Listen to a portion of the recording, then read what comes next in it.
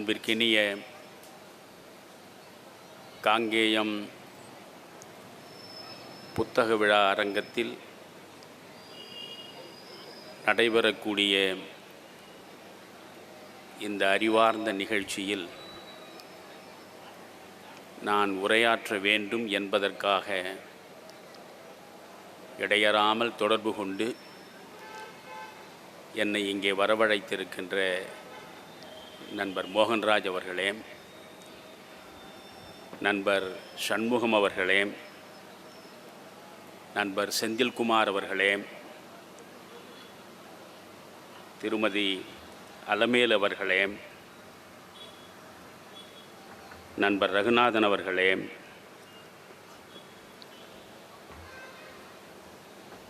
ஆற்றொழுக்கான நடையில் அழகிய தமிழில் அறிமுகம் என்கிற பெயரில் என்னை வியக்க வைத்த நண்பர் தண்டபாணி அவர்களே,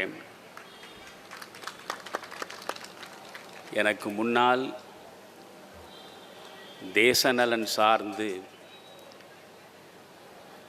குறிப்பாக இன்றைய இளைய சமூகம் அறிந்து கொள்ள வேண்டிய முக்கியமான செய்திகளை பதிவு செய்திருக்கின்ற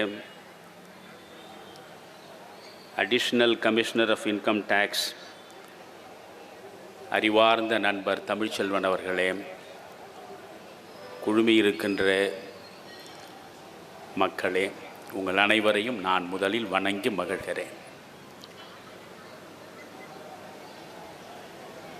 காங்கேயத்தில் 3 ஆண்டுகளுக்கு முன்பு என்று நினைக்கிறேன், 4 ஆண்டுகளுக்கு முன்பு இதே போன்ற புத்தக கண்காட்சியில் நான் பேச வந்தேன். இந்த 4 ஆண்டு கால இடைவெளிக்கு பின்னால் இன்று பார்க்கும் பொழுது உண்மையிலேயே மகிழ்ச்சியாக இருக்கிறது. கூட்டம் கூட்டமாக ஒவ்வொரு பதிப்பகத்தின் முன்னாலும் நின்று புத்தகங்களை தேடி தேடி பெறக்கூடிய முகங்களை பார்க்கிற பொழுது உண்மையிலேயே எல்லையற்ற மகிழ்ச்சி எனக்குள்ளே எழுந்தது. புத்தகம் என்பது எத்தன்மையது என்பதை முதலில் நீங்கள் புரிந்து கொள்ள வேண்டும். பொழுதை போக்குவதற்காக நான் எந்த இடத்திலும் உரை நிகழ்த்துவதில்லை. நான் ஒரு தனிப்பட்ட மனிதனுக்காக ஒரு கருத்தை சுமந்து கொண்டு வந்திருக்கிறேன் என்று நினைக்காமல், 1 மணி நேரம் நான் பேசுகிறேன் என்று யோசிக்காமல், 1000 பேர் நடுவே நான் அமர்ந்து பேசுகிறேன் என்றால் 1000 பேருடைய 1000 மணி நேரத்தை அபகரித்து கொள்கிறேன் என்கிற பிரஜையோடு, அவர்களுக்கெல்லாம் செறிவான செய்திகளை கொண்டு போய் சேர்க்க வேண்டும் என்கிற சிந்தனையோடு தான் நான் மேடை ஏறுவேன். நண்பர் மோகன்ராஜ் அவர்கள் தலைப்பு கேட்ட பொழுது மனதை மாற்றும் மருந்து என்று தலைப்பை நான் கொடுத்தேன். நண்பர்களே, இந்த நேரத்தில் அப்துல் கலாம் அவர்களை நினைக்கிறேன். அப்துல் கலாம் அவர்கள் தன்னை செதுக்கிய புத்தகங்கள் என்று 4 புத்தகங்களை குறிப்பிட்டிருக்கிறார். ஒன்று, அவருடைய இஸ்லாம் சமயத்தினுடைய திருமறையாக விளங்கும் திருக்குர்ஆன். 2வது, தமிழினமே பெருமைப்படக்கூடிய அளவுக்கு உலகத்திற்கு பொதுமறையை வழங்கினானே வள்ளுவன், அவன் வழங்கிய திருக்குறள். 3வது, அலெக்சிஸ் கேரல் என்பவர் நோபல் பரிசு பெற்றவர், அவர் எழுதிய மேன் தி அன்னோன். 4வது, லைட் ஃப்ரம் த லேம்ப்ஸ். இந்த 4 புத்தகங்கள் தான் என்னை செதுக்கியவை என்று அப்துல் கலாம் அவர்கள் பதிவு செய்திருக்கிறார். தமிழ் மிகவும் அழகான அர்த்த அடர்த்தி உள்ள மொழி. ஆனால் அந்த மொழியின் பெருமையை நாம் கொஞ்சம் கொஞ்சமாக மறந்து கொண்டிருக்கிறோம் என்பதுதான் எனக்கான வருத்தம். உலகத்தில் எத்தனையோ மொழிகள் உண்டு. 6000 மொழிகள் இருப்பதாக சொல்கிறார்கள். அவற்றுள் 6 மொழிகள் உயர்தனிச் செம்மொழிகள், கிளாசிக்கல் லாங்குவேஜஸ் என்று சொல்கிறார்கள். அந்த 6 உயர்தனிச் செம்மொழிகளில் ஒன்று தமிழ் என்றும் அவர்கள் பெருமிதத்தோடு பேசுகிறார்கள். நண்பர்களே, உலகத்தில் 6000 மொழிகள் இருப்பதாக சொல்கிறார்களே, இந்த 6000 மொழிகளில் ஏதாவது ஒரு மொழியில் புத்தகத்திற்கு இப்படி அர்த்த அடர்த்தியோடு ஒரு பெயரை வைத்திருப்பார்களா என்பது ஐயத்திற்குரியது. புத்தகம், அதற்கு தமிழில் உள்ள பெயர் நூல். புத்தகம் ஏன் நூல் என்று நம்முடைய முன்னோரால் குறிப்பிடப்பட்டது? யோசியுங்கள். யோசிக்க யோசிக்கத்தான் ஒவ்வொன்றாய் புலப்படும். நான் ஒரு வீடு கட்ட விரும்புகிறேன். கொத்தனாரை அழைத்தேன். செங்கற்களையெல்லாம் வைத்து அவர் சுவர்களை எழுப்பிவிட்டார். சுவர்கள் மட்டுமே வீடாகி விடாது. தகுந்த காற்றும் வெளிச்சமும் வீட்டிற்கு உள்ளே வருவதற்கு ஏற்றாற்போல் கதவுகள் வேண்டும், சன்னல்கள் வேண்டும். எனவே சன்னல்கள் வைப்பதற்கும் கதவுகள் வைப்பதற்கும் ஒரு தச்சரை அழைத்தேன். எனக்கு இத்தனை சன்னல்கள் வேண்டும், சாளரங்கள் வேண்டும், கதவுகள் வேண்டும், இவற்றிற்கு எவ்வளவு மரம் தேவை? என்னோடு மரக்கடைக்கு நீங்கள் வந்தால் வேண்டிய மரங்களை நான் உங்களுக்கு வாங்கி தருகிறேன் என்று சொல்கிறேன். அவரும் என்னோடு வருகிறார். பார்த்து பார்த்து தேர்ந்து சில மரத்துண்டுகளை எடுக்கிறார். பிறகு வீட்டிற்கு திரும்புகிறோம். நான் அவரிடம் சொல்கிறேன், ஐயா, இந்த சன்னல் அல்லது கதவு என்று எதை எடுத்தாலும் ஒரு சின்னஞ்சிறு வளைவோ நெளிவோ இருக்கக்கூடாது, நேர்பட இருக்க வேண்டும். அப்படித்தான் நீங்கள் உங்கள் பணியை செய்து முடிக்க வேண்டும் என்கிறேன். உடனே தச்சர் என்னை பார்த்து, என்னையா இது நியாயம்?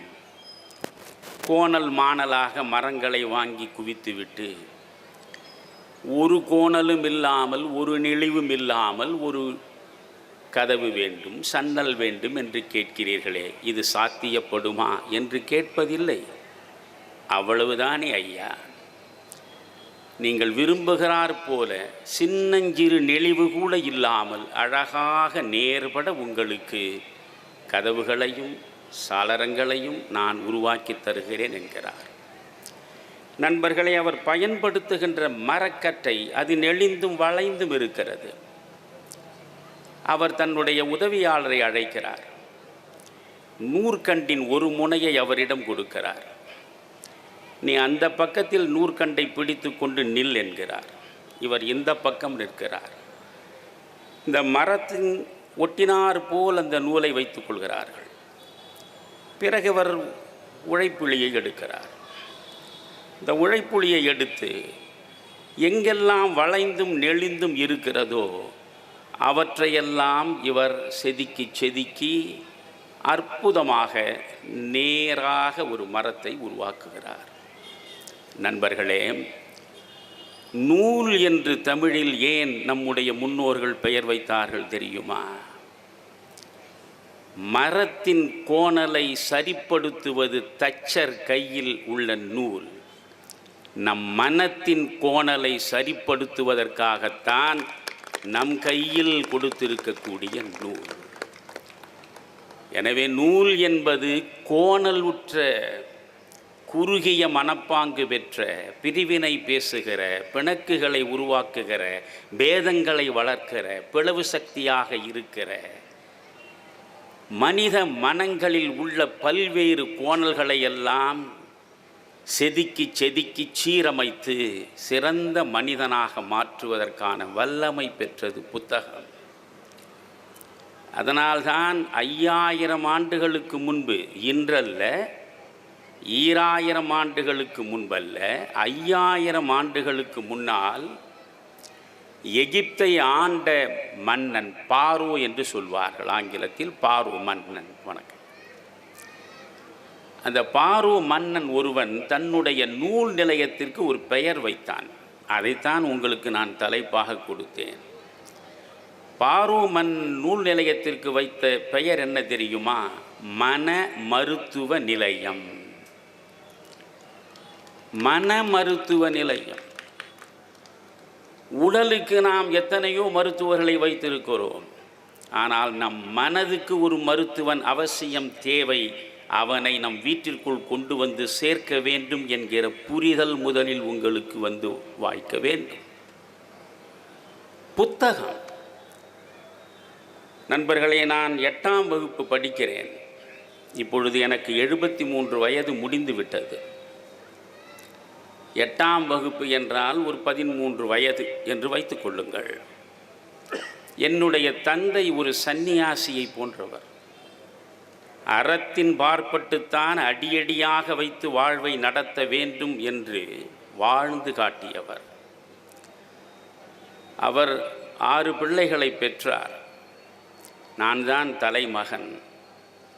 எந்த பிள்ளையையும் அவர் படி படி என்று சொன்னதே கிடையாது. இன்றைக்கு நாம் நம்முடைய பிள்ளைகளை பொறுத்தவரையில் மிக மோசமான வன்முறையாளர்களாகவே விளங்குகிறோம். பட்டாம்பூச்சி பருவத்தில் இருக்கக்கூடிய இளம் குழந்தைகளை படி படி படி படி என்று சொல்லி சொல்லி வதைத்து விடுகிறோம், சிதைத்து விடுகிறோம். அவருடைய கற்பனை ஆற்றலை முழுவதுமாக பறித்து விடுகிறோம்.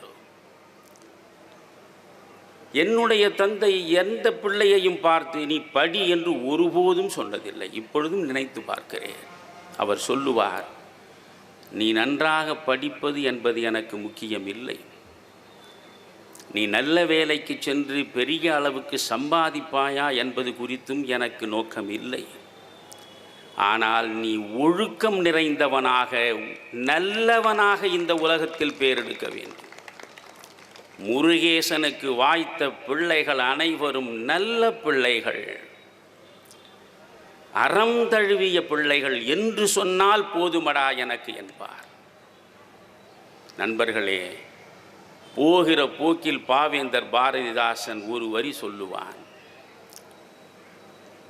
ஒழுக்கமிலார் ஏதிருந்தும் இல்லார்.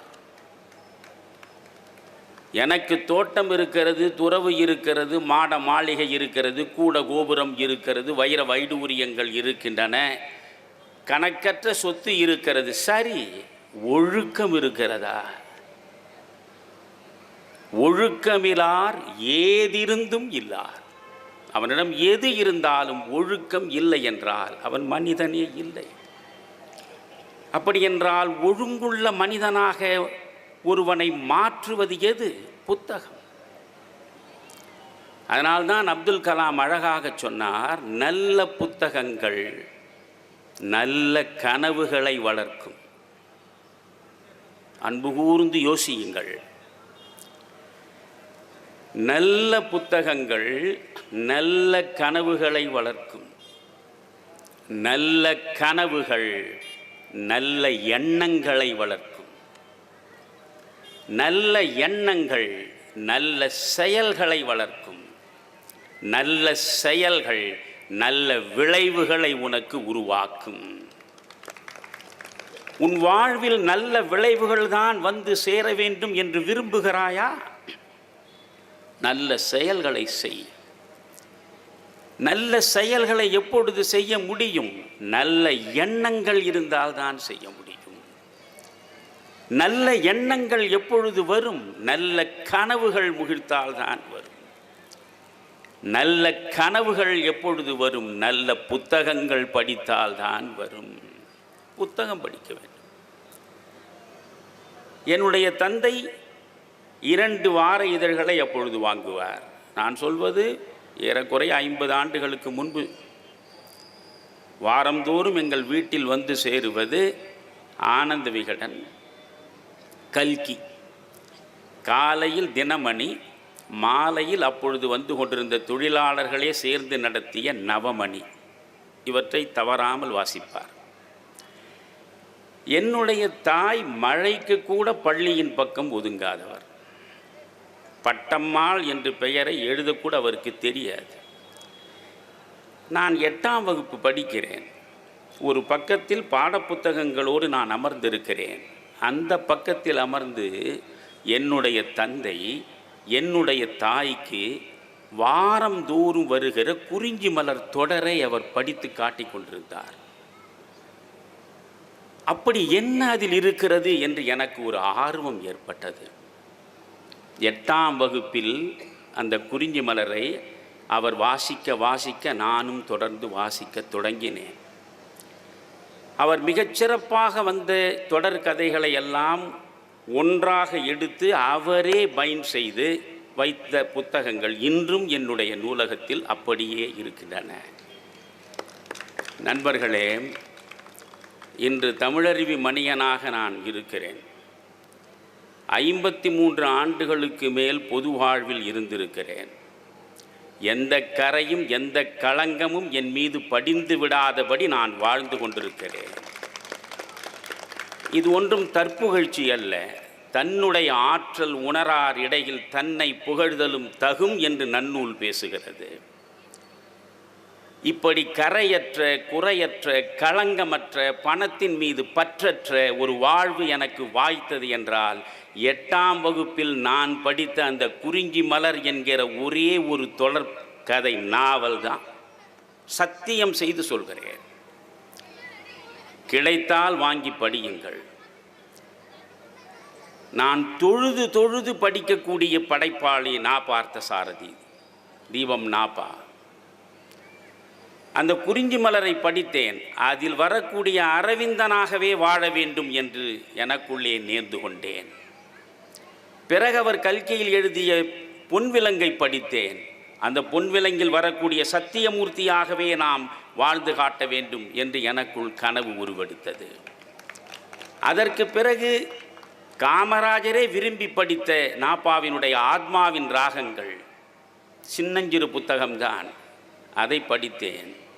சுதந்திர போராட்ட கால சூழலில் எப்படி அரசியலில் ஈடுபட்டிருந்தவர்கள் வாழ்ந்தார்கள், சுதந்திரம் பெற்ற பிறகு அவர்களே எப்படி தடம் மாறி போனார்கள் என்பதை ஒரு காந்திய கண்ணோட்டத்தோடு வடித்து காட்டிய புத்தகம்தான் ஆத்மாவின் ராகங்கள். இந்த 3 புத்தகங்களையும் உங்களிடம் நான் சொல்கிறேன், ஒவ்வொரு ஆண்டும் வாசிக்கிறேன். என்னை அறியாமல் எங்காவது ஒரு மூலையில் சின்னஞ்சிறு அழுக்கு படிந்திருந்தால் கூட இந்த 3 புத்தகங்களையும் வாசித்து முடித்தால் அந்த அழுக்கு அகன்றுவிடும். நண்பர்களே, புத்தகங்களை படியுங்கள். எல்லா புத்தகங்களையும் படிக்காதீர்கள். முதலில் அதைத்தான் உங்களுக்கு சொல்கிறேன். 12000 பாடல்களை பாடி வைத்த கம்பனுக்கு கிடைக்காத பெருமையும் புகழும் ஒரு பாடலை புறநானூரில் தீட்டிய கணியன் பூங்குன்றன் அடைந்தான். அவன் எழுதிய இன்னொரு பாடல் நற்றிணையிலே இருக்கிறது.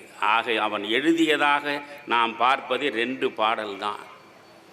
இந்த புறநானூரில் உள்ள பாடலின் முதல் வரி மட்டும் உங்களுக்கு தெரியும், யாதும் ஊரே யாவரும் கேளிர்.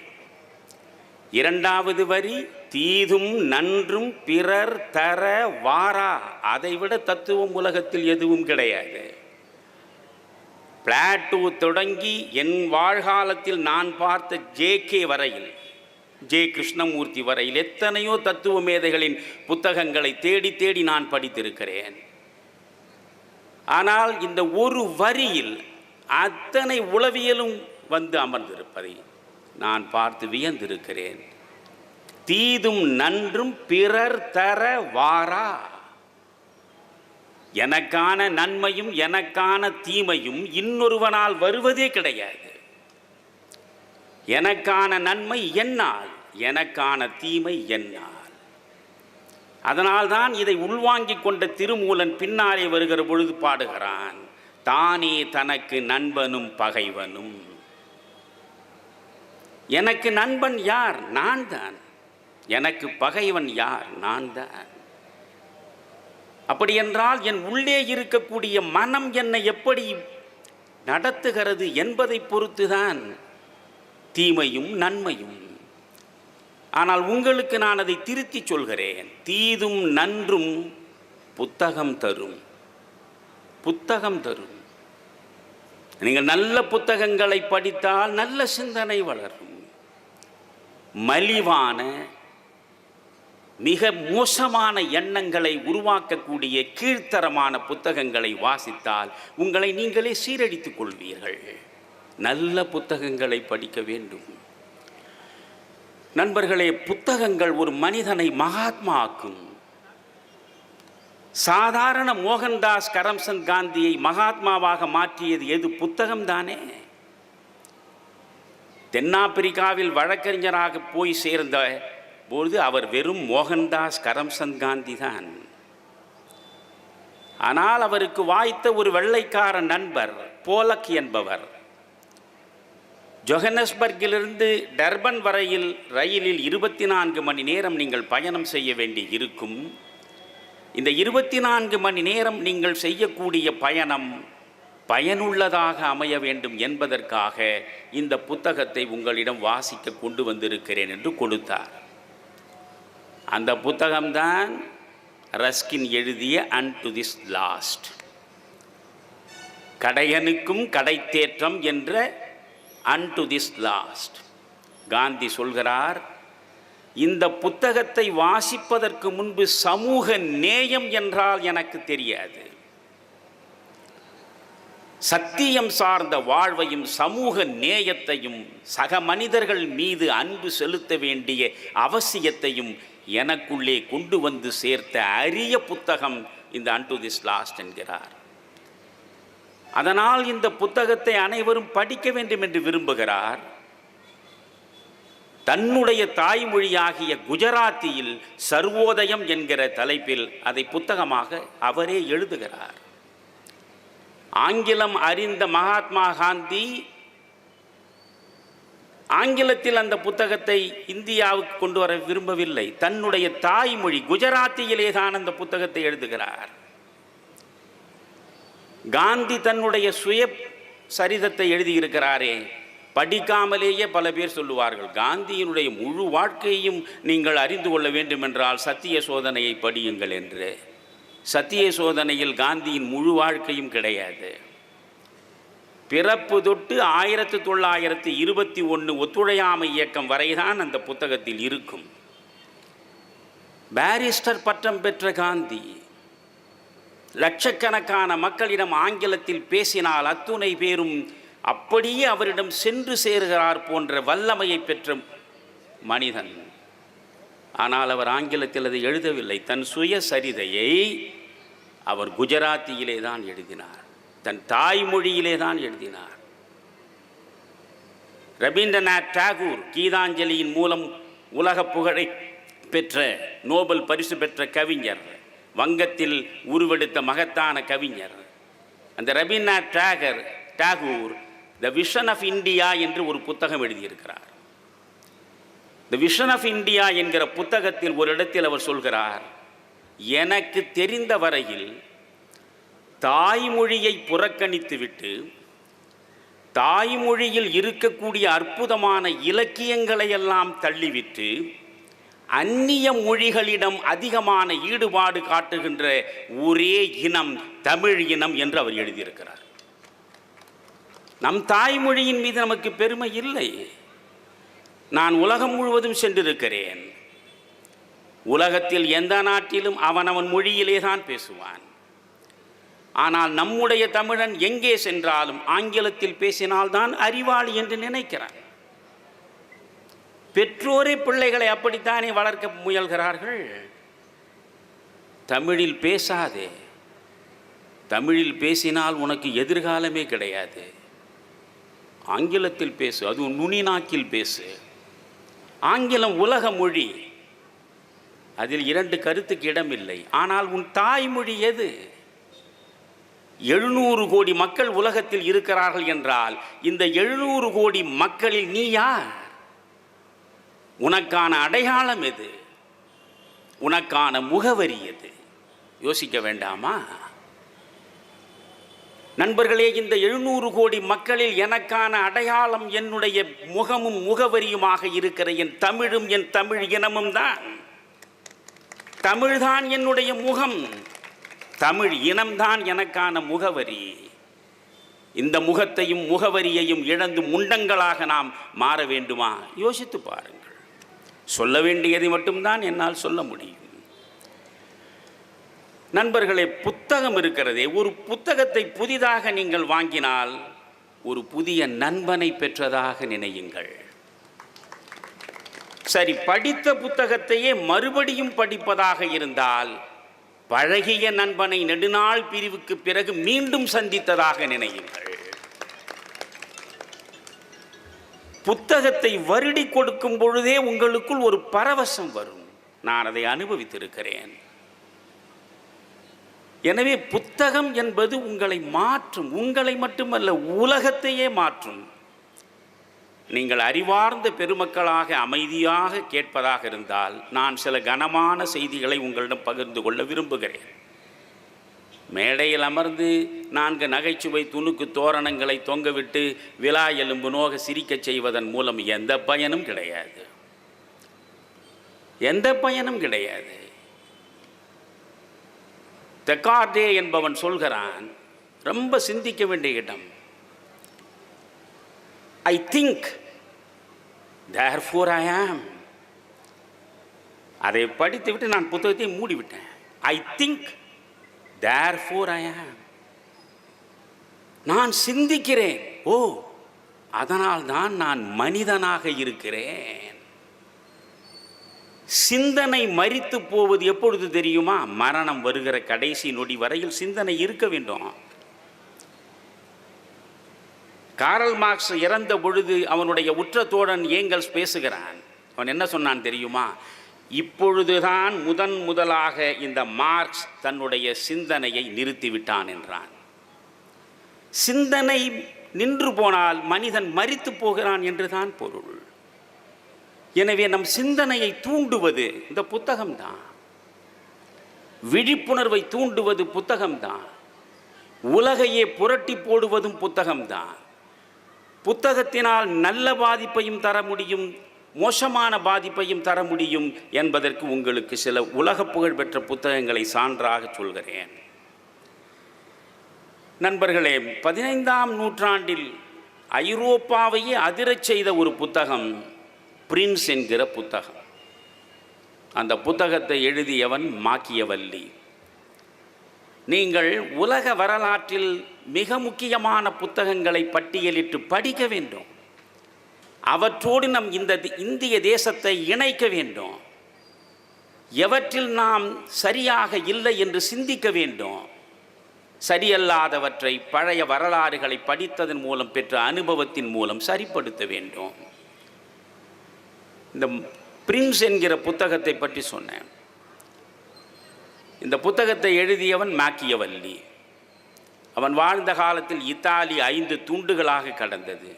மிலான் ஒரு பக்கம், ஃப்ளாரன்ஸ் ஒரு பக்கம், வெனிஸ் ஒரு பக்கம். ஒரு பக்கம் அவை இருக்கிற பொழுது கிறித்துவ மத சபை அது ஒரு பக்கம். அது செல்வாக்கோடு இருந்த காலம் அது. இந்த 5 பிரிவுகளாக இத்தாலியம் துண்டு துண்டாக சிதறி கிடந்த நிலையில் ஜெர்மானிய ஆதிக்கத்தில் ஒரு காலத்தில் அது உட்படுகிறது. பிரெஞ்சு ஆதிக்கத்தில் ஒரு காலத்தில் உட்படுகிறது. மாறி மாறி அந்நிய ஆதிக்கங்களில் உட்படுவதனால் அதனுடைய கலாச்சாரம், பண்பாடு, வாழ்வியல் அனைத்தும் தகர்ந்து போகிறது. இதை பார்க்கிறான் இவன். இந்த இத்தாலியை ஐக்கியப்படுத்த வேண்டும். அதற்கு என்ன செய்வது? அவன் ஊர் ஊராக சென்று உரையாற்றவில்லை. நண்பர்களே, அவன் சிந்தித்தான், ஒரு புத்தகத்தை எழுதினான் 6 மாதத்தில். நீங்கள் ஒரு புத்தகத்தை ஒரு நாளில் கூட சில பேர் எழுதி விடுகிறார்கள். ஆனால் உலகத்தையே மாற்றி அமைத்த, அறிவியல் ரீதியாக மாபெரும் புரட்சியை உருவாக்கிய கோபர்னிக்கஸ், அந்த கோபர்னிக்கஸ் எழுதிய தி ரெவல்யூஷனிஸ்ட் என்கிற ஒரு புத்தகத்தை மட்டும் எழுதி முடிக்க 30 ஆண்டுகள் ஆனது. ஐசக் நியூட்டன் பிரின்சிபியா மேத்தமேட்டிக்கா என்கிற புத்தகத்தை எழுதுவதற்கு 18 ஆண்டுகள் ஆனது. காரல் மார்க்ஸ் எழுதிய மூலதனம், டாஸ் கேபிட்டல், அதை எழுதி முடிக்க 18 ஆண்டுகள் ஆனது. யோசித்து யோசித்து சிந்தித்து சிந்தித்து ஒவ்வொரு எழுத்தையும் சிற்பம் போல் செதுக்கி செதுக்கி அன்றைக்கு புத்தகங்களை உருவாக்கினார்கள். ஆனால் இந்த பிரின்ஸ் 6 மாதத்தில் மாக்கியவல்லியால் எழுதப்பட்டது. அந்த மாக்கியவல்லி அந்த புத்தகத்தின் மூலம் என்ன சொன்னான் என்றால், அரச தர்மம் என்பது வேறு, தனி மனித தர்மம் என்பது வேறு.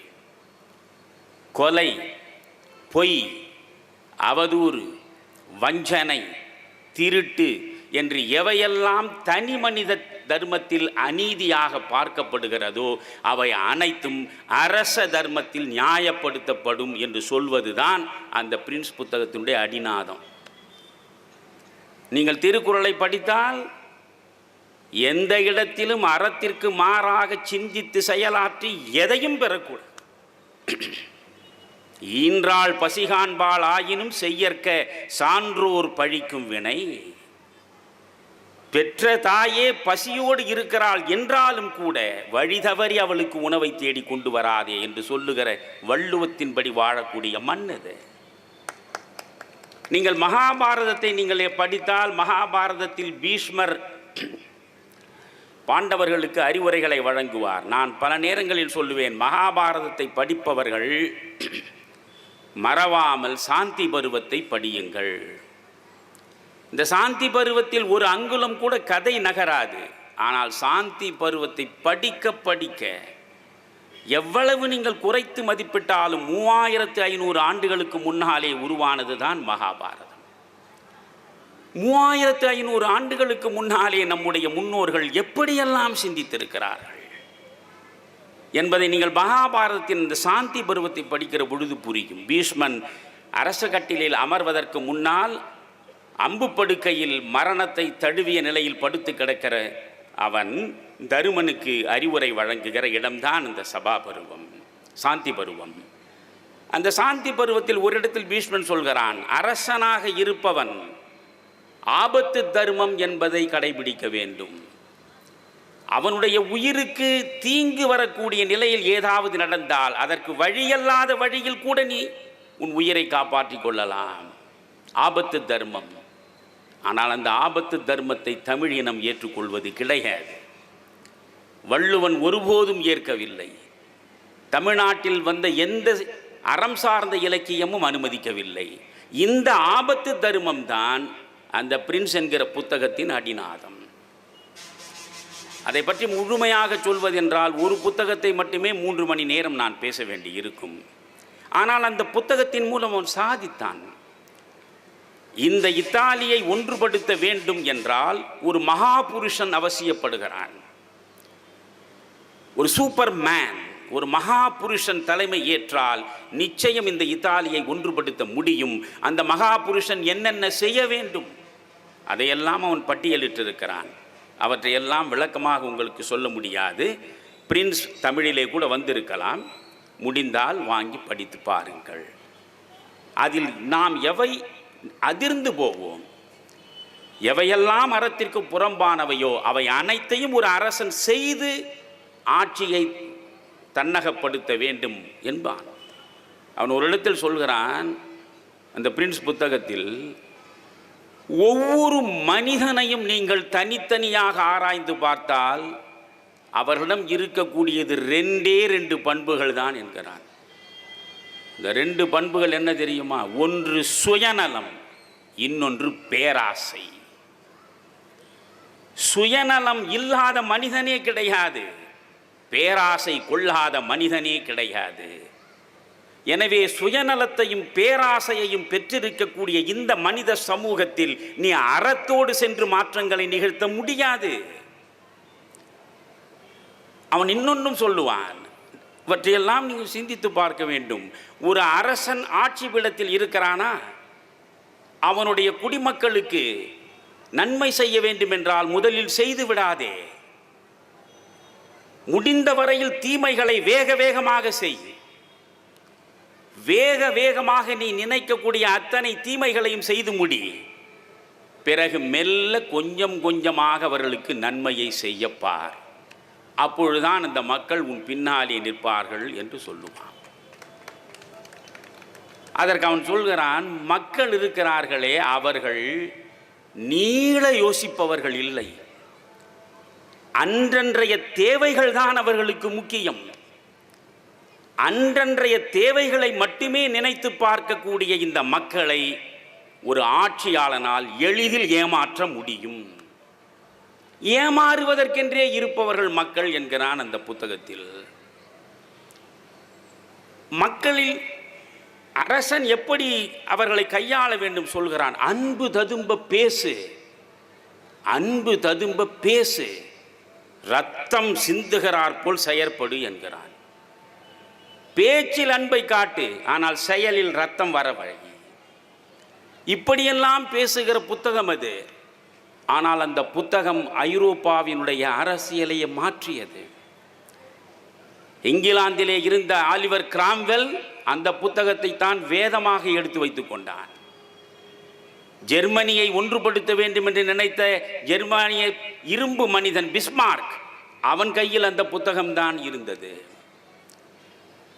பிரெஞ்சு பேரரசன் 14ஆம் லூயி படுக்க போகிற பொழுதும் அவனுடைய படுக்கையில் அந்த புத்தகத்தை தான் வாசித்து விட்டு படுத்தான். நண்பர்களே, வாட்டர்லூவில் இறுதியாக தோல்வியை சந்திக்கும் அந்த போரில் ஈடுபட்டிருக்கிற நிலையிலே கூட அவனுடைய கோச்சு வண்டியில், நெப்போலியனுடைய கோச்சு வண்டியில் இருந்தது இந்த புத்தகம்தான். வேதம் போல் அதை படித்து பார்த்தவன் ஹிட்லர். யோசித்து பாருங்கள், ஏறக்குறைய ஐரோப்பிய நாடுகளில் விதியை எழுதக்கூடிய ஆற்றல் வாய்ந்த மாபெரும் ஆட்சியாளர்கள் அனைவருமே வேதமாக ஏற்றுக்கொள்ளக்கூடிய அளவுக்கு ஒரு புத்தகத்தை அவன் எழுதி முடித்தான். அந்த புத்தகம்தான் பிரின்ஸ். ஆனால் அந்த புத்தகத்தில் உள்ள ஒன்றும் நேர்மைக்கும் அறத்திற்கும் சரிப்பட்டு வராது. ஆனால் அது ஐரோப்பாவையே அதிர்ச்சி கடலில் மூழ்கச் செய்தது. நீங்கள் பார்த்தா இது ஒரு பாதிப்பை உருவாக்கியது. இது கெட்ட பாதிப்பு. நான் ஒரு நல்ல பாதிப்பை உங்களுக்கு சொல்லட்டுமா? அங்கிள் டாம்ஸ் கேபின் என்கிற ஒரு புத்தகம். இந்த அங்கிள் டாம்ஸ் கேபின் என்கிற ஒரு புத்தகத்தை எழுதியவள் ஒரு பெண், ஹாரியட் பீச்சர் ஸ்டோவ் என்கிற பெண். தயவு செய்து அந்த புத்தகத்தினுடைய டாம் மாமன் குடில் என்று தமிழிலே கூட வந்திருக்கிறது. கிடைத்தால் வாங்கி படித்து பாருங்கள். கண்ட புத்தகங்களை படிக்காதீர்கள், வாழ்நாள் குறைவு. அந்த அங்கிள் டாம்ஸ் கேபினை எழுதிய அந்த பெண்மணி ஹாரியட் பீச்சர் ஸ்டோவ், அவள் கிறித்துவ மதத்தை சார்ந்தவள். அவளுடைய கணவன் கிறித்துவ சமயத்தின் மத போதகன், அவளுடைய தந்தை கிறித்துவ சமயத்தின் மத போதகர், அவளுடைய சகோதரன் கிறித்துவ சமயத்தின் மத போதகர். அந்த சூழலிலேயே வளர்கிறாள். சின்சினாட்டி நகரத்தின், அமெரிக்காவில் சின்சினாட்டி நகரத்திலே தான் அவர்கள் இருக்கிறார்கள். அங்கே ஒஹியோ ஆறு ஓடுகிறது. அந்த நேரத்தில் கருப்பர்கள், நீக்ரோ என்று கேவலமாக பழிக்கப்பட்ட கருப்பர்கள், விலங்குகளை விட கேவலமாக நடத்தப்பட்ட காட்சிகளை அவள் கண் முன்னாலே பார்க்கிறாள். எந்த அளவுக்கு அடிமைகளாக அவர்கள் நடத்தப்படுகிறார்கள், எந்த உரிமையும் இல்லாமல் என்பதை பார்க்கிறாள். அவளால் அதை சகித்து கொள்ள முடியவில்லை. பெரிய பெரிய பண்ணைகளை வைத்திருக்கக்கூடிய பண்ணை முதலாளிகள் ஏலத்தில் அடிமைகளாக எடுத்து அவர்களை மிருகங்களை விட தாழ்வாக நடத்தி அவர்களை முழுவதுமாக சுரண்டி அந்த கொடுமையை அவள் கண்முன்னாலே பார்க்கிறாள்.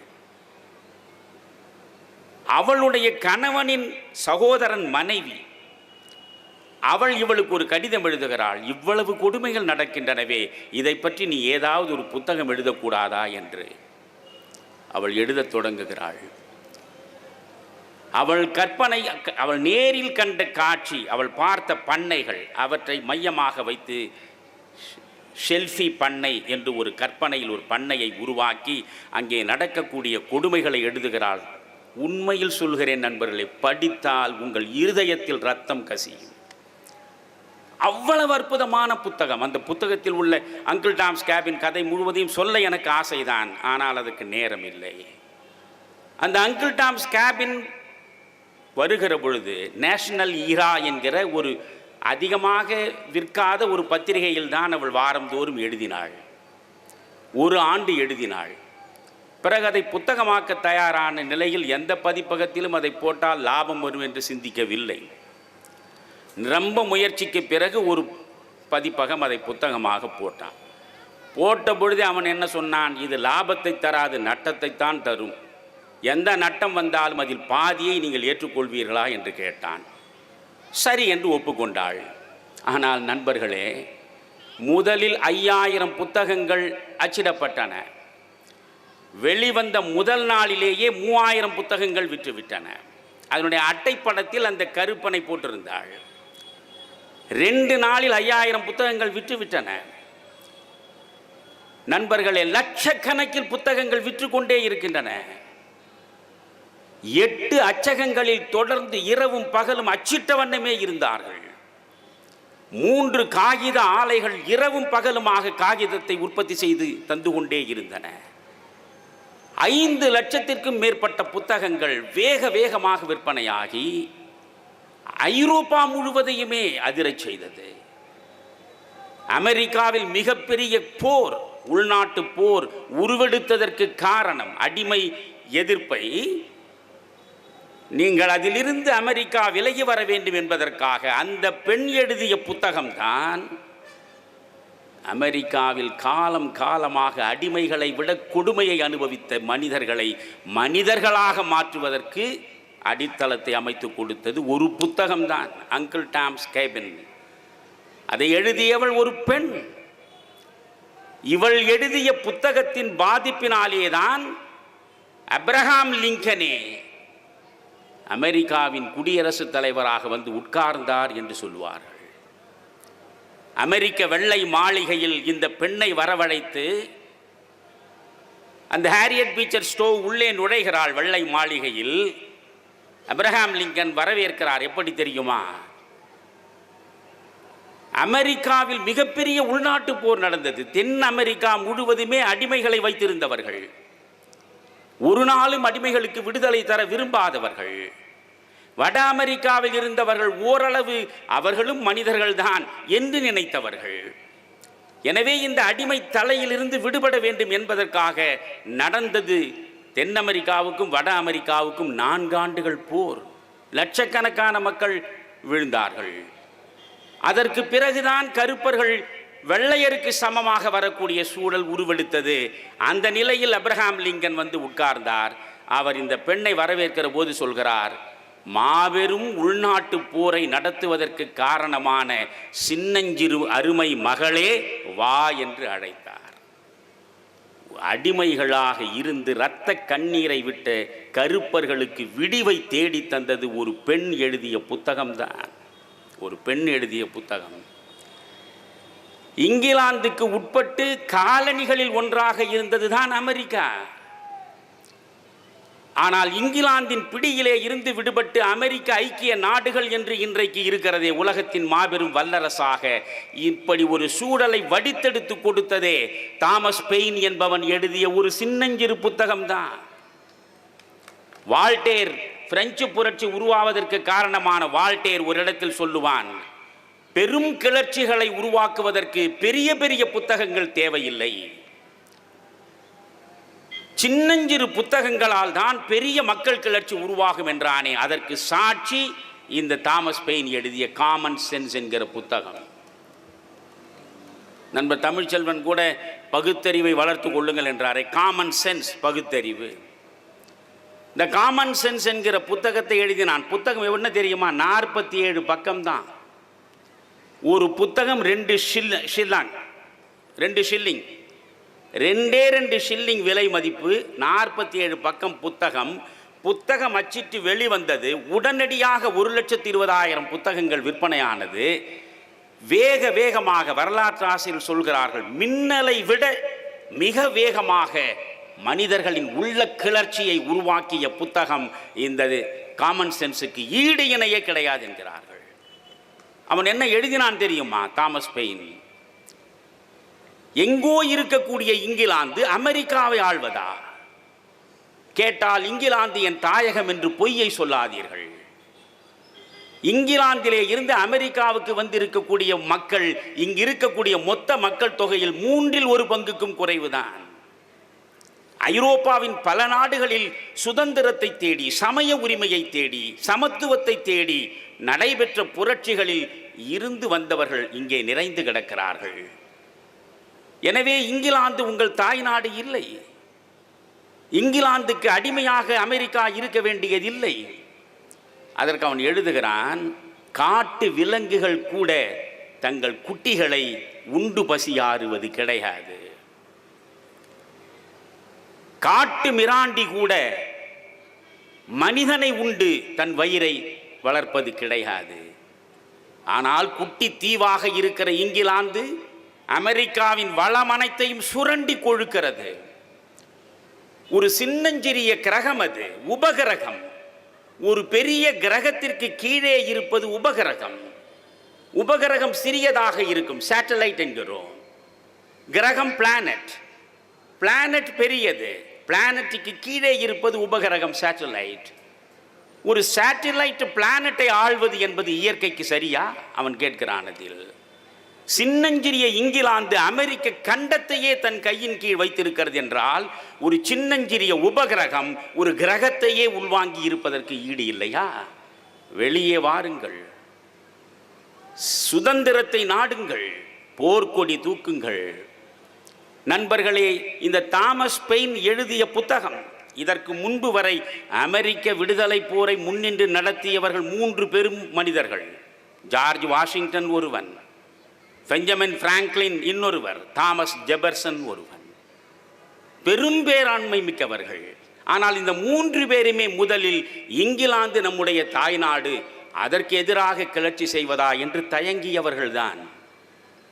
47 பக்கத்தில் தாமஸ் பெயின் வடித்து கொடுத்த ஒவ்வொரு செய்தியையும் படித்த பிறகு அவர்களுக்கே தெளிவு ஏற்பட்டது. புத்தகம் வந்த 6 மாதங்களுக்குள் அமெரிக்காவில் பிலடெல்பியாவில் அவர்கள் அமெரிக்க காங்கிரஸ் கூடுகிறது. அமெரிக்க சுதந்திர பிரகடனத்தை அவர்கள் உருவாக்கினார்கள். பிறகு இங்கிலாந்துக்கு எதிராக போர்க்குடி துவக்கினார்கள். அமெரிக்க ஐக்கிய நாடுகள் உருவெடுத்தது. இன்றைக்கு நாம் பார்க்கிற அமெரிக்க ஐக்கிய நாடுகள் என்ற பெயரையே தாமஸ் பெயின் தான் அந்த புத்தகத்தில் கொடுத்தான். இப்படி அமெரிக்காவுக்கு விடுதலையை வாங்கி கொடுத்தது 47 பக்கங்களில் இருக்கக்கூடிய ஒரு புத்தகம்தான். நல்லதையும் ஒரு புத்தகம் செய்ய முடியும், கெட்டதையும் ஒரு புத்தகம் செய்ய முடியும். நீங்கள் ஹிட்லர் இப்படி ஒரு அரக்கனாக உருவெடுத்தானே, காரணம் என்ன? நீஷே எழுதிய அந்த சூப்பர்மேன் தத்துவம் தான் அவனை அரக்கனாக்குகிறது. உலகத்திலேயே உயர்ந்த இனம் ஆரிய இனம்தான். ஜெர்மானியன் என்பவன் ஆள பிறந்தவன், எவனுக்கும் ஆட்படக்கூடியவன் இல்லை. ஜெர்மானிய ரத்தம் தூய்மை நிறைந்த ரத்தம். ஜெர்மானியன் ஒவ்வொருவனும் வலிமையானவன். உலகை ஆள்வதுதான் ஜெர்மானியனுக்கானது. இந்த சிந்தனைகளிலேயே எழுந்தான் ஹிட்லர். ஹிட்லர் எழுதிய மெயின் காம்ப் புத்தகத்தை படிக்க வேண்டும். நீங்கள் இவற்றையெல்லாம் நீங்கள் வீட்டு குறிப்பு, சமையல் குறிப்பு, பாட்டி வைத்தியம் என்றெல்லாம் நீங்கள் படித்து கொண்டிருந்தால் எப்பொழுது விழிப்புணர்வு எப்பொழுது வரும்? ஒரு ஹிட்லர் இவ்வளவு மாபெரும் அரக்கனாக வளர்ந்து அவனுடைய சித்தாந்தத்தை கொண்டு வந்து சேர்த்தானே, அவன் என்ன செய்தான்? மெயின் காம்ப் என்ற புத்தகம் எழுதினான். முதலில் அவன் நடத்திய பீர் ஹால் புரட்சி என்பது தோற்று அவன் சிறைக்குள்ளே தள்ளப்பட்ட நிலையில், சிறையில் இருந்த ஓராண்டு காலத்தில் பவேரியா சிறையிலே தான் அவன் இந்த மெயின் காம்பை எழுதுகிறான்.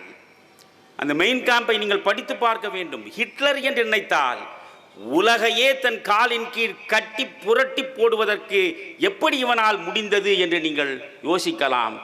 அவனுக்கு இருந்த நிர்வாக திறமை, அவனுக்கு இருந்த ஆளுமை, மக்களின் உணர்ச்சியை தூண்டுவதில் அவனுக்கு இருந்த நிபுணத்துவம் எவனுக்குமே இதுவரையில் உலக வரலாற்றில் இருந்ததில்லை.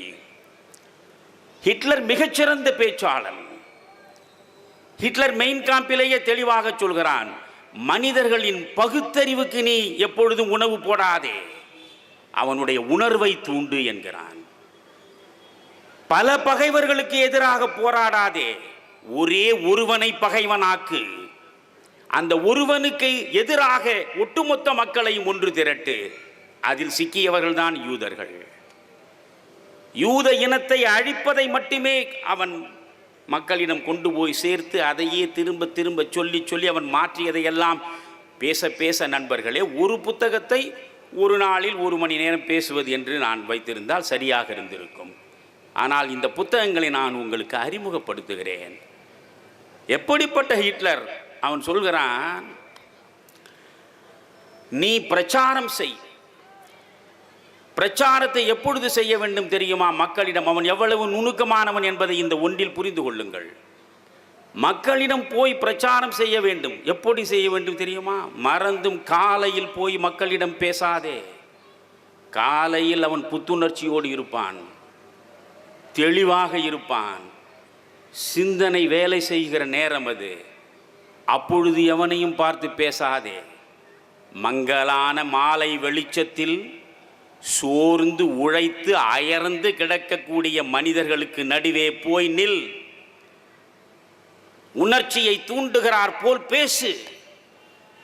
எளிதில் அவர்கள் வசப்படுவார்கள். நண்பர்களே, அவன் எழுதிய மெயின் காம்பை திருமணமாகக்கூடிய ஒவ்வொரு கணவன் மனைவியும் அந்த புத்தகத்தை கட்டாயம் வாங்கிக் கொள்ள வேண்டும். ஜெர்மனியில் மட்டும் 50 லட்சம் புத்தகங்கள் மெயின் கேம்ப் கொடுக்கப்பட்டது. ஒரு புத்தகத்தை வைத்துக்கொண்டு அந்த புத்தகத்தில் இருக்கக்கூடிய செய்திகளை மட்டும் நான் தனித்தனியாக சொல்வதென்றால் நேரம் நடந்து கொண்டே இருக்கும். ஒரே ஒரு புத்தகம், அதுதான் வேதம், அதுதான் பைபிள். எனவே அந்த ஒரு புத்தகத்தில் மிக மோசமான அந்த யூதர்களுக்கு எதிரான கருத்தை உருவாக்கி அவன் சொல்லுவான், இந்த யூதர்கள் இருக்கிறார்களே, இவர்கள் மீது ஏன் நமக்கு கோபம்? எந்த யூதனாவது விவசாயியாக வேலை செய்து பார்த்திருக்கிறாயா? எந்த யூதனாவது தொழிலாளியாக இறங்கி வண்டி இழுத்து பார்த்திருக்கிறாயா? எந்த யூதனாவது வியர்வை சிந்த வாழ்ந்ததை நீ பார்த்திருக்கிறாயா?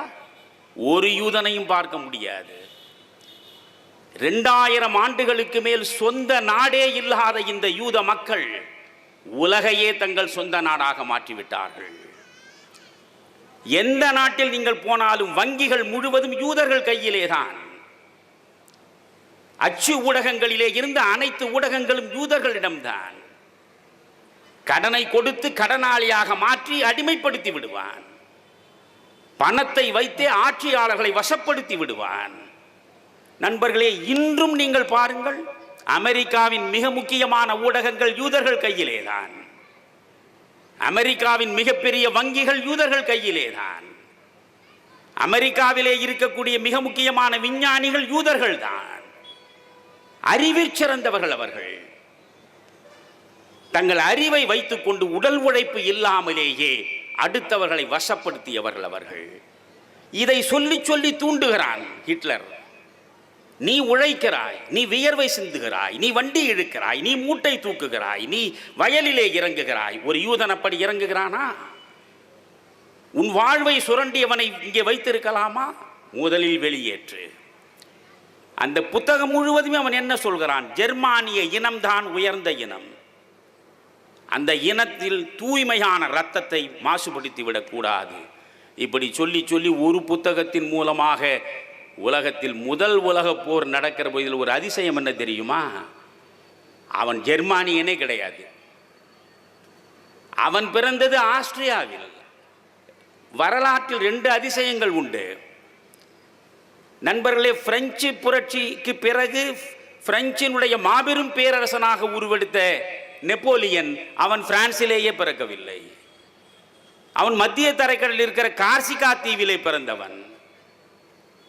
பிரெஞ்சு இராணுவத்திலே சேர்ந்து பயிற்சி எடுத்தவன். ஆனால் பிரெஞ்சை நாட்டையே தன் கையின் கீழ் கொண்டு வந்தான். இந்த ஹிட்லர் ஜெர்மானிய எல்லையிலே இருந்த ஆஸ்திரிய மண்ணில் பிறந்தவன். அவனுடைய அதிகபட்ச ஆசையை என்ன தெரியுமா? ஒரு ஓவியனாக வேண்டும் என்பதுதான். படிப்பு வரவில்லை அவனுக்கு. 13 வயதிலேயே தாயையும் தந்தையையும் இழந்து விடுகிறான். எல்லா விதமான வறுமையையும் அவன் வாழ்வில் அனுபவிக்கிறான். சாயம் பூசுவதிலே இருந்த அனைத்து வேலைகளையும் செய்து பார்க்கிறான். ஓவியனாக வர வேண்டும் என்று முயன்று பார்த்தான். ஒரு ஓவிய போட்டியில் கலந்து கொண்டான். அந்த போட்டியாளன் சொன்னான், உனக்கு ஓவியம் சரியாக வரவில்லை, சிற்பியாவதற்கு முயன்று பார் என்றான். பிறகு அவன் சிற்பியாவதற்கு முயன்றான். அவனுடைய அதிகபட்ச கனவே ஒரு ஓவியன் அல்ல சிற்பி தான். இரண்டும் இல்லை. வறுமை கொடுத்த தாக்குதலை தாழ முடியாமல் அவன் ஜெர்மனிக்குள் மூனிச் என்கிற நகரத்திற்குள்ளே வந்து சேர்ந்தான். பிறகு முதல் உலக போரில் அவன் ஒரு சாதாரண சோல்ஜர். கவனத்தில் வைத்துக் கொள்ளுங்கள். முதல் உலக போர் நடைபெற்ற பொழுது அவன் பவேரியாவின் சார்பாக நடந்த அந்த இராணுவத்தில் ஒரு சாதாரண ஒரு படை ஆள். ஆனால் அவன்தான் இரண்டாவது உலக போரையே உருவாக்கினான். இது எப்படி நிகழ்ந்தது? ஒரு புத்தகத்தின் மூலம்தான். அப்படி என்றால் ஒரு புத்தகம் நல்ல பாதிப்பையும் தரும், ஒரு புத்தகம் கெட்ட பாதிப்பையும் தரும். மகாத்மா காந்தி தன்னை செதுக்கி கொண்டார். அப்துல் கலாம் 4 புத்தகங்களை படித்தார் என்றேன். மகாத்மா காந்தி எப்படி உருவானார்? சின்னஞ்சிறு வயதிலேயே அவருடைய தாய் அவருக்கு அறிமுகப்படுத்திய துளசிதாசருடைய ராமாயணம், வியாசருடைய மகாபாரதம், மகாபாரதத்தில் குறிப்பாக இருக்கக்கூடிய பகவத்கீதை. ஆப்பிரிக்காவிலே அவர் வழக்கறிஞராக இருக்கிற பொழுது அவர் தேடி படித்த இயேசுவினுடைய மலைப்பொழிவு. பைபிளின் முக்கிய உயிர்நாடி அதுதான், இயேசுவின் மலைப்பொழிவு. நண்பர்களே, இப்படி அவர் பிரம்மஞானத்தின் திறவுகோல் பிளாவட்ஸ்கி எழுதிய நூல், அதை படிக்கிறார். பிறகு புத்த மதத்தை அறிந்து கொள்வதற்கு லைட் ஆஃப் ஏஷியாவை படிக்கிறார். சாங் செலஸ்டியல் விண்ணவர் பாட்டை படிக்கிறார். இப்படி நல்ல நல்ல நூல்களை படித்துத்தான் அவர் தன்னை செதுக்கி கொண்டார். எனவே நல்ல நூல்களை நாம் வாசிக்க வேண்டும். இப்பொழுது நான் உங்களுக்கு ஒன்று, இதுவரையில் கொஞ்சம் கடுமையாகவும் வறட்சியாகவும் கூட இந்த பேச்சு உங்களுக்கு வந்து சேர்ந்திருக்கலாம். ஆனால் இடையில் உங்களை கொஞ்சம் மகிழ்ச்சிப்படுத்தினால் தானே என்னை நீங்கள் தொடர்ந்து பின்பற்ற முடியும். அதனால் ஒன்றை உங்களுக்கு சொல்கிறேன், விழிப்புணர்வு என்பது முக்கியம். அதை எது தரும்? புத்தகம்தான் தரும். விழிப்புணர்வு என்றால் என்ன? அப்துல் கலாம் சொன்னதை தான் மீண்டும் சொல்கிறேன். தூக்கத்திலிருந்து விழிப்பதல்ல, உன்னை தூங்க விடாமல் விழிக்க செய்வது தானடா உண்மையான விழிப்பு என்று சொன்னார் அல்லவா? படுக்கையிலே இருந்து நான் எழுந்து நிற்கிறேனே, அது அல்ல. Vivekanandar awake arise stop not till your goal is reach என்று முழங்கவில்லையா? அவேக் அரைஸ் என்றால் என்ன? எழுமின், விழிமின் என்றாரு. விழித்தல் என்றால் மூடி கிடக்கிற கண்ணை திறந்து பார்ப்பதல்ல, மனவிழிப்பு. மனவிழிப்பு. இந்த கண்களின் விழிப்பை பற்றி பேசவில்லை, மனம் விழிக்க வேண்டும். மனம் விழிக்க வேண்டும் என்பதுதான் புத்தம் சொல்லக்கூடிய முக்கியமான பாடம், விழிப்புணர்வு, அவேர்னஸ். நண்பர்களே, இப்பொழுது நான் பேசுகிறேன். இதை நான் பல கூட்டங்களில் தொடர்ந்து சொல்லி இருக்கிறேன். நான் ஒரு மணி நேரம் பேசுகிறேன், 1000 பேர் கேட்கிறான் வைத்துக் கொள்ளுங்களேன். 1000 பேரும் ஒரு நொடி கூட தங்களுடைய சிந்தனை குதிரையை அந்த பக்கமும் இந்த பக்கமும் ஓட விடாமல் என்னிடமே கொண்டு வந்து நிறுத்தி என்னிலேயே கரைந்து போய்விட்டார்கள் என்று நான் நினைத்தால் என்னை விட முட்டாள் எவனும் இருக்க மாட்டான், இல்லையா? இடையிடையில் உங்கள் சிந்தனை அங்கும் இங்குமாக அலை பாயும். அலை பாய்ந்தால் தான் அது மனம்.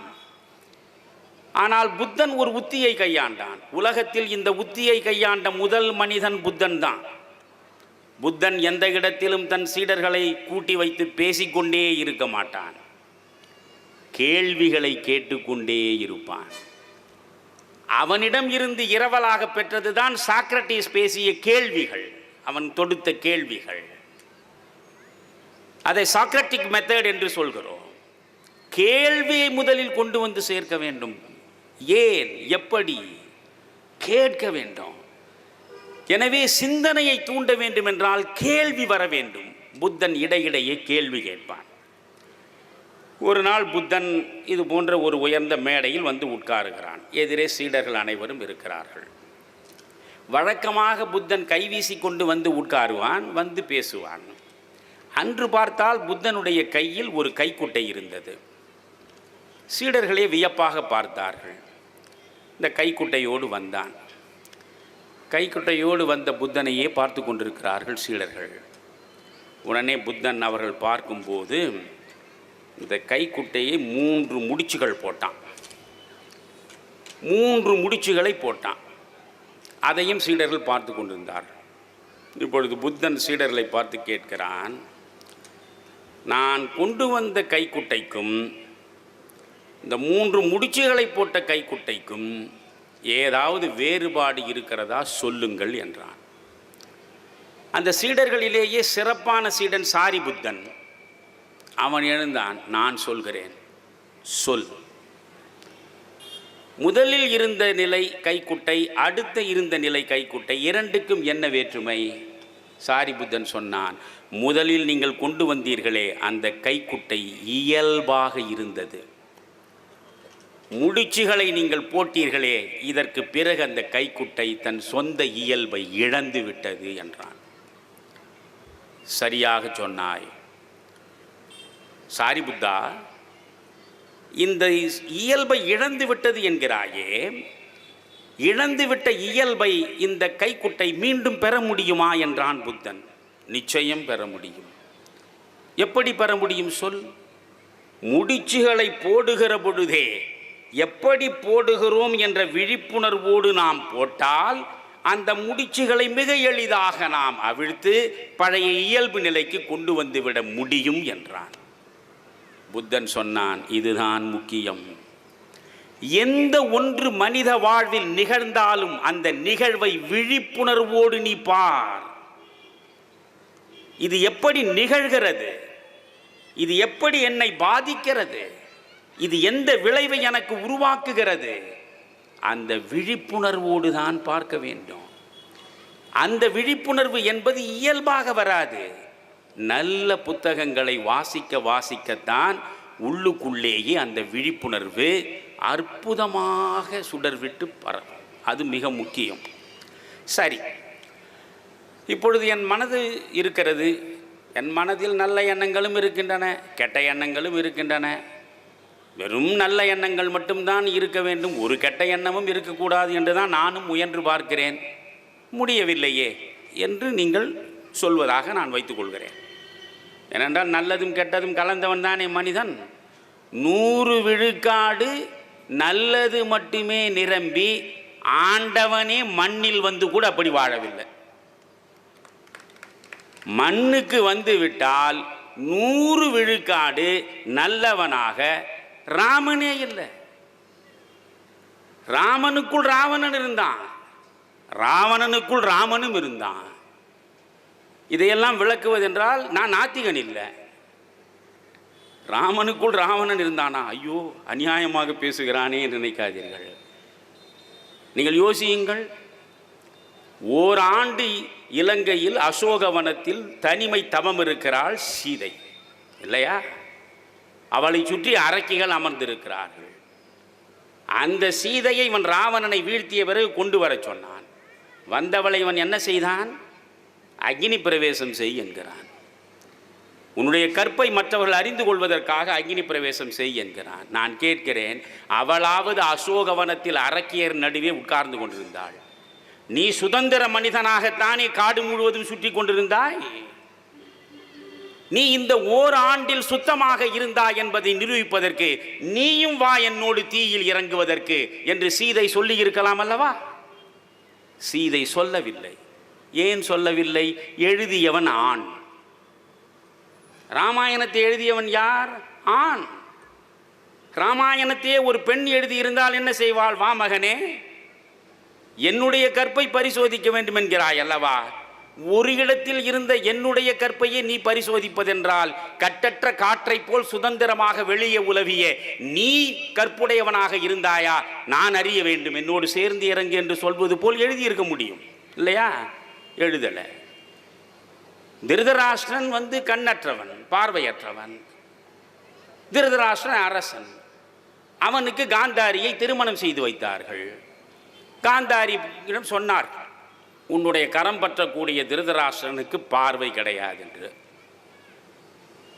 ஆனால் அரசனே அப்பனே சொல்கிறான் மகளிடம், என்னப்பா பார்வையே இல்லை என்கிறீர்களே? ஆமாம், ஆனால் அவன் பேரரசன், அவனுக்கு உட்பட்ட சிற்றரசன் நான். அவன் பக்கத்தில் பீஷ்மன் இருக்கிறான். நான் மறுத்தால் படையெடுத்து நம்மை வீழ்த்தி விடுவான். வேறு வழி இல்லை மகளே என்றான். சரி, உடனே அவள் என்ன செய்தாள்? தன் கணவனால் பார்க்க முடியாத உலகத்தை தான் பார்ப்பதில்லை என்று முடிவெடுத்து பட்டு துணியாலே அவள் பார்வையை மறைத்து கொண்டாள் கடைசி வரை. அதுதானடா கற்பு என்கிறான் நாட்டில். அதை எழுதியவன் யார்? வியாசன் என்கிற ஆண்மகன். அதையே ஒரு பெண் எழுதியிருந்தால் எப்படி எழுதுவாள்? நீ அரசன், ஆள்பவன், உனக்கு பார்வை இல்லை, அதனால் தவறு இல்லை. உன் ஆசனத்திற்கு பக்கத்தில் எனக்கு ஒரு சரி ஆசனம் போடு, நானும் அமர்ந்து கொள்கிறேன். நீ பார்க்காத உலகத்தை நான் பார்க்கிறேன். எது எது நன்மை எது எது தீமை என்பதை நான் கண்டெடுத்து உனக்கு சொல்கிறேன். நான் உனக்கு வழிகாட்டியாக இருக்கிறேன் என்று காந்தாரி சொன்னால் கற்பு கட்டவளா? ஆனால் காந்தாரி சொல்லவில்லை. ஏன்? அதை எழுதியது பெண் இல்லை. உலகத்தில் யோசியுங்கள், எந்த மதத்தை நிறுவியவனாக இருந்தாலும், எந்த மதத்தை நிறுவியவரும் ஆண்தான். எந்த தத்துவத்தை தந்தவராக இருந்தாலும் ஆண்தான். எந்த சட்டத்தை உருவாக்கியவராக இருந்தாலும் ஆண்தான். நம் கண் முன்னால் விரிந்து கிடக்கக்கூடிய தத்துவம், ஞானம், மதம் அனைத்துமே ஆண் மக்களால் தானே தவிர ஒரு பெண்ணுக்கும் அறிவில்லையா? கேட்டால் இவன் ஏற்கனவே எழுதி வைத்திருக்கிறான், நுண்ணறிவுடையோர் நூலோடு பழகினும் பெண்ணறிவென்பது பெரும் பேதமைத்தே என்கிறான். 1000 அறிஞர்களோடு சேர்ந்து இருந்தாலும் ஒரு பெண் எப்பொழுதும் முட்டாளாகத்தான் இருப்பாள் என்கிறான். இதைவிட கொடுமை என்ன இருக்கிறது? எனவே இந்த சூழலில் நான் இப்பொழுது உங்களுக்கு ஒன்று சொல்வது, நல்லதும் உண்டு கெட்டதும் உண்டு. அது பெண்ணிலும் உண்டு ஆணிலும் உண்டு. சரி, இப்பொழுது நாம் கெட்ட எண்ணங்களை முழுவதுமாக தள்ளிவிட்டு நல்ல எண்ணங்களோடு இருக்க வேண்டும். இதற்கு என்ன செய்வது? ஒரு ஜென் கதையை சொல்கிறேன். அவர் 2 கதை சொன்னார் அல்லவா? ஆனால் அவர் கதை என்று சொன்னது கதையே அல்ல. அவர் சொன்னது வரலாறு. வரலாறு. நீங்கள் வரலாறு இப்பொழுது நான் சொல்கிறேன் என்றால் கேட்க மாட்டீர்கள். அவருக்கு தெளிவாக தெரிந்திருக்கிறது. அதனால் கதை சொல்கிறேன் என்றால் காது கொடுப்பீர்கள். அவர் கதை சொன்னார். நான் உண்மையாகவே கதை சொல்கிறேன். ஜென் கதை. நான் உங்களுக்கு ரொம்ப பணிவோடு விண்ணப்பம் தருவது, தயவு செய்து இந்த புத்தக கண்காட்சியில் ஜென் ஸ்டோரிஸ், ஆங்கிலத்திலும் இருக்கும் ஜென் கதைகள், புவியரசு அழகழகாய் மொழிபெயர்த்து கொடுத்திருக்கிறார். முடிந்தால் அவற்றை வாங்கு படியுங்கள். அரை பக்கம்தான் இருக்கும், அல்லது ஒரு பக்கம்தான் இருக்கும், அதுக்கு மேலே இருக்காது. ஒவ்வொன்றிலும் ஒரு செய்தி இருக்கும், ஆழமான செய்தி ஒவ்வொன்றிலும் இருக்கும். ஜென் தத்துவத்தில் இப்பொழுது நான் ஒரு கதை சொல்கிறேன். ஒரு ஜென் ஞானி, அவர் முன்னால் சீடர்கள் அமர்ந்திருந்தார்கள். அதில் ஒரு சீடன் எழுந்து சொன்னான், ஞானியாரே, எனக்குள் நல்ல எண்ணங்களும் இருக்கின்றன, ஆனால் சமயங்களில் கெட்ட எண்ணங்களும் வெளிப்படுகின்றன. இந்த கெட்ட எண்ணங்களில் இருந்து விடுபட்டு முழுவதும் நல்லவனாக நான் மாறுவதற்கு என்ன செய்ய வேண்டும் என்றார். ஒரு சீடனை அழைத்தார். உள்ளே சென்று பானையை எடுத்துக்கொண்டு வா என்றார். அவன் பானையை எடுத்துக்கொண்டு வந்து வைத்தான். நன்றாக பாருங்கள் சீடர்களே, பானை இருக்கிறதா? ஆமாம், பானை இருக்கிறது. இந்த பானையை கவிழ்த்து வேறு காட்டினார். பிறகு வைத்தார். பானைக்குள் என்ன இருக்கிறது சொல்லுங்கள் என்றார். அத்தனை பேரும் ஒன்றுமே இல்லை என்றார்கள். ஒரு புத்திசாலி சீடன் மட்டும் சொன்னான், அந்த பானைக்குள்ளே காற்று இருக்கிறது என்றான். ஏனென்றால் வெற்றிடம் என்பதே இயற்கையில் கிடையாது. அந்த பானைக்குள்ளே காற்று இருக்கிறது. மகிழ்ச்சி. சரி, பானைக்குள் இருக்கிற காற்றை எப்படி வெளியேற்றுவது என்று கேட்டார். எவனுக்கும் பதில் சொல்ல தெரியவில்லை. பானைக்குள் காற்று இருக்குது என்று சொன்னானே, அவன் எழுந்து சொன்னான், நான் சொல்கிறேன். சொல்வதை விட செய்து காட்டட்டுமா என்றான். செய். உள்ளே போனான். தண்ணீரை எடுத்துக்கொண்டு வந்து, இன்னொரு பானையில் தண்ணீரை எடுத்துக்கொண்டு வந்தான். அந்த தண்ணீரை மொத்தமாக இந்த பானைக்குள்ளே ஊற்றினான். ஐயா, காற்றை வெளியேற்றி விட்டேன்னா. எந்த சீடனுக்கும் புரியவில்லை. இந்த ஜென் சொன்னார், அற்புதமான சீடனடா நீ.